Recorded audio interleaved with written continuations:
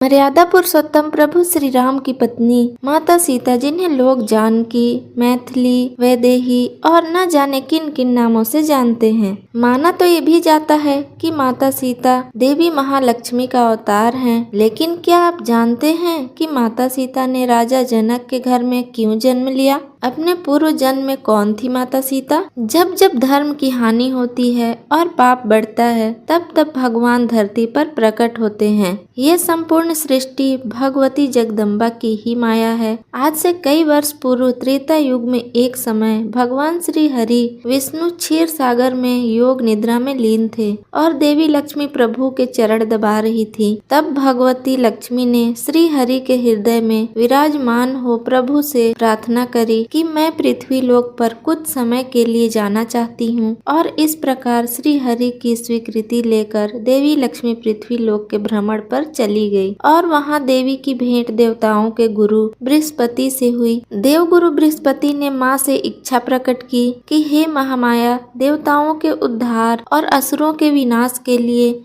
आप मेरे कुल में जन्म ले। इस प्रकार देवी लक्ष्मी ने बृहस्पति के पुत्र ब्रह्म ऋषि कुशध्वज की पुत्री के रूप में जन्म लिया। अपने जन्म के कुछ समय बाद ही उस कन्या को वेदों का ज्ञान हो गया, इसलिए उस कन्या का नाम देववती रखा गया। देववती एक बहुत ही सुंदर कन्या थी जो भगवान विष्णु की परम भक्त थी।